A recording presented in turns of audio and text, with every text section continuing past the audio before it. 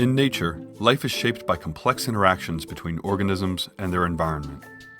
These interactions affect each individual's ability to find resources, to reproduce, and ultimately to survive. This intricate system determines the way populations change in time and is molded by the simple balance between those that are born and those that die.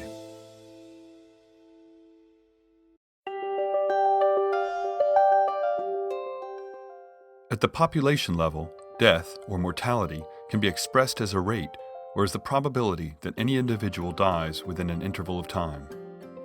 Commonly, biologists assume that mortality is constant with age. That is, the probability of dying is the same at any age interval. In fact, constant mortality has been found in few species, notably in the freshwater invertebrate Hydra. It has been shown that for most species, mortality is not constant. For instance, in laboratory mice, mortality increases exponentially with age. More complex mortality curves have been described in wild populations. For example, this bathtub-shaped mortality, found in several species of mammals and birds, arises when the risk of death declines after birth until individuals reach maturity, after which it increases again. But how do researchers gather the information necessary to reconstruct age patterns of mortality from wild populations?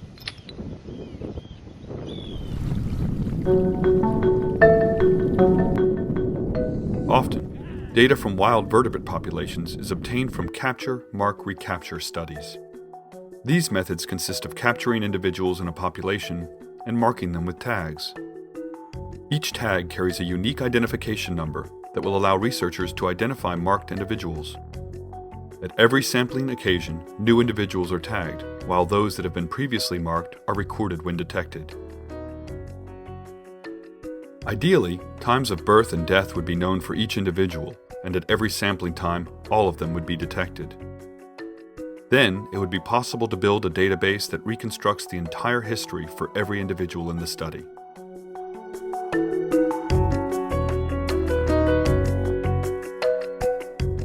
Difficulties arise when these sampling protocols are applied to species whose age cannot be visually determined.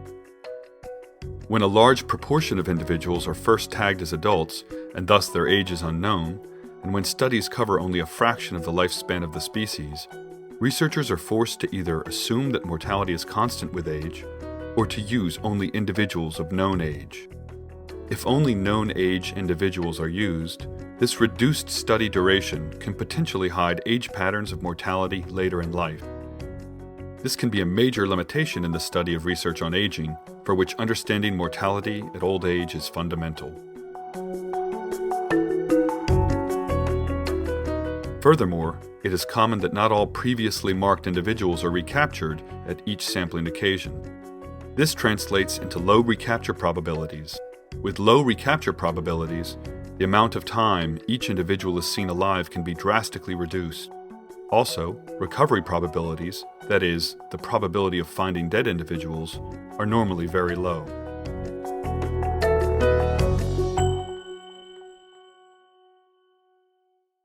How do these data limitations hinder the way we understand demographic processes in nature? So let's say that we don't have complete life history data on an individual. Perhaps we only caught it for the first time when it was already an adult, and perhaps we saw it for the last time many months before it died. If we assumed that the first time we saw the animal was just after birth, and the last time we saw it was just before death, we may end up with very, very biased estimates of key demographic rates, like survival rates, like fertility rates, etc. And with those biases, we may come to very, very wrong conclusions about how we best manage a population or how environmental change is influencing the dynamics of the population, both at an ecological and an evolutionary level. In recent years, there's been a lot of development of statistical methods that allow us to analyse incomplete life history records, so mark recapture sequences. And many of those methods are incredibly powerful that are out there now, but they're really hard to implement. You need to be able to learn how to program yourself, you need to get the data in the right form. At the Max Planck Institute for Demographic Research in Rostock, Germany, a team of researchers took on this task. Using the free open-source programming platform R, They developed a package to overcome this gap between statistical modeling and users. The package is called BaSTA, which stands for Bayesian Survival Trajectory Analysis, and it's based on a recently published study. The underlying model uses a Bayesian framework to estimate age-specific survival trajectories from marked recapture data. The advantage is that it doesn't only estimate survival parameters, but also unknown times of birth and death. The rationale behind the model is to use the available information in the data and the model parameters to fill the gaps. By doing this, there is no loss of data because all the records are included into the analysis.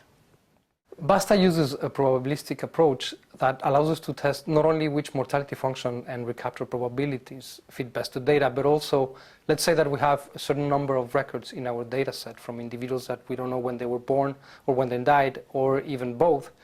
If we take this mortality function, which actually translates into a probability density that tells us how likely it is that individuals died at specific ages, and we combine this with the recapture probability that allows us to test how likely it is that we didn't detect these individuals for a number of years before they were first seen and after they were last seen, then we can evaluate more easily which are the most likely years in which they could have been born and they could have died.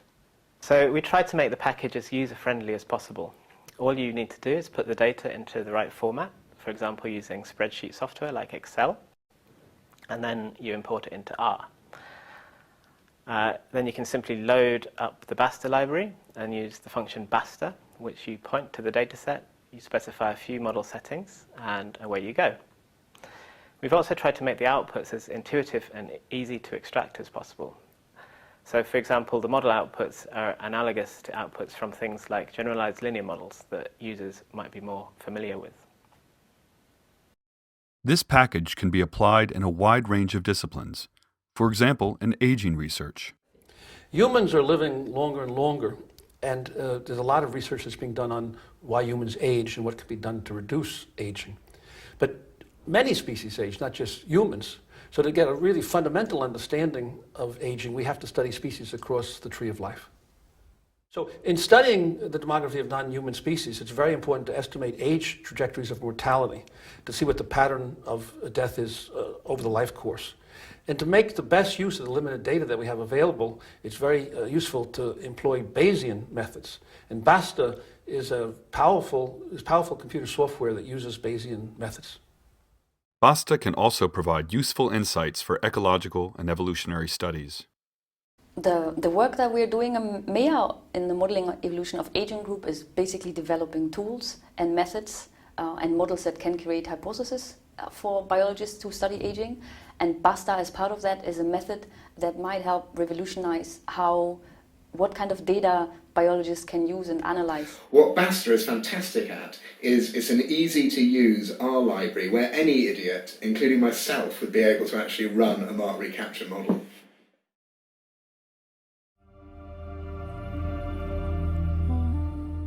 These data issues are not limited to ecology and can be pervasive in other disciplines, such as historical demography.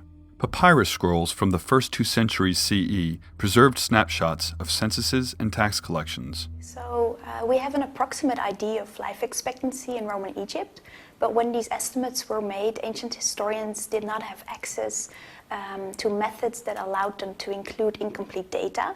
BaSTA can help us to extract information from these kind of incomplete sources and integrate that information into our historical analysis. For more information on installing and using BaSTA, go to the BaSTA website.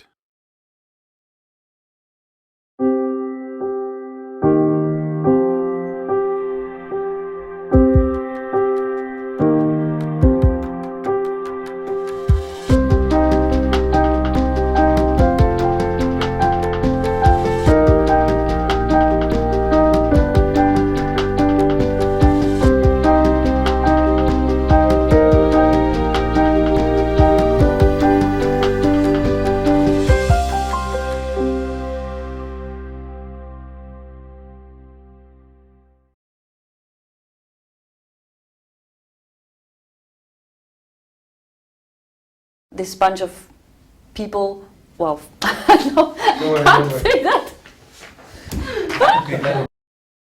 Yeah, no, I do. I'm done? Yeah, Wonderful. wonderful. Good. Good. Thank you. How can BaSTA help us improve these issues? It can't.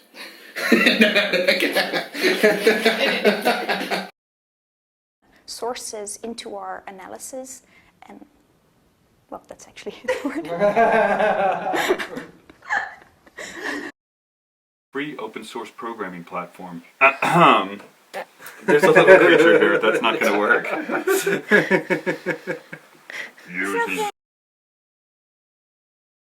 You're an excellent auto cue. Okay. Do I start again or do I start from where I stopped?